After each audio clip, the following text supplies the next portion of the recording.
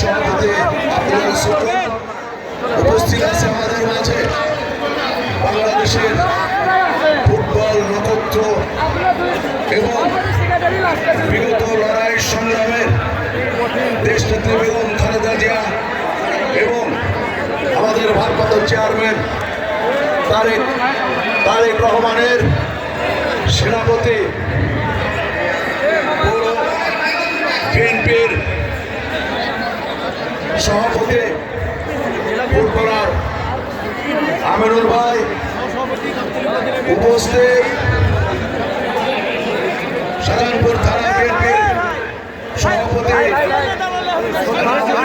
উপস্থিত সাধারণ সম্পাদক আজরান বিদ্যুৎ উপস্থিত জেলা যুব দলের সুযোগ্য এবং সাবেক ছাত্রনেতা সুযোগ্য সাধারণ সম্পাদক আবু হাসান উপস্থিত উপস্থিত সাংবাদিক ভাইরা উপস্থিত বিশেষ অতিথি আমন্ত্রিত অতিথি সবাইকে আহমদ রহমান স্মৃতি গোল্ড কাপ টুর্নামেন্টের পক্ষ থেকে অভিনন্দন এবং শুভেচ্ছা জানাচ্ছি।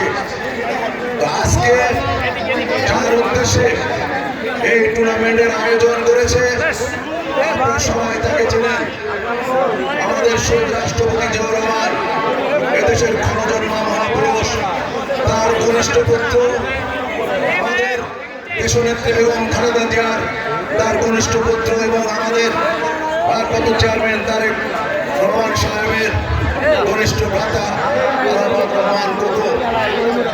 সে একজন দক্ষ ক্রীড়া সংগঠক ছিল, যে ক্রীড়া সংগঠক থেকে আজকের এই বাংলাদেশে এই ফুটবল এবং ক্রিকেটকে সে অত্যন্ত আধুনিক করেছে এবং আজকে বগুড়া জেলায় যে আন্তর্জাতিক ক্রিকেট ভেন্যু তৈরি হয়েছে তার তত্ত্বাবধানে এই ক্রিকেট ভেন্যু এখানে প্রতিস্থাপন হয়েছে। আপনারা জানেন যে ১/১১ সরকার এবং আওয়ামী লীগ সরকারের নির্যাতনে অকাল মৃত্যুবরণ করেছে, তার এই স্মৃতির জন্য আজকে এই খেলার আয়োজন করেছে। তার স্মৃতি এবং তার আত্মার রুহের মাগফিরাত করে এবং তার জীবনের ভালো কাজগুলো আজকে এই শ্রোতা এবং দর্শক এবং আমাদের ছাত্র এবং যুবক ভাইরা তার এই খেলাধুলার এবং ক্রীড়া সংগঠককে যে অত্যন্ত আধুনিক করেছে সেটা আমাদের প্রচার করতে হবে।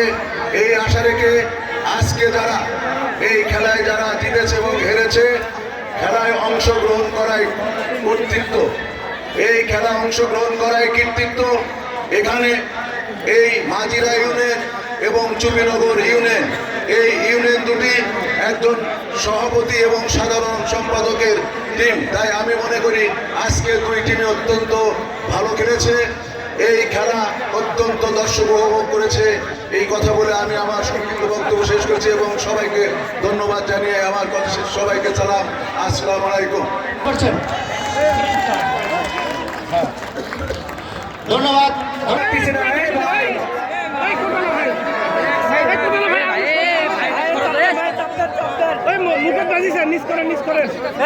কাপটা সরান ভাই, ট্রফিটা সরান, হাসান ভাই, ট্রফিটা সরান ভাই, হাসান ট্রফি সরান।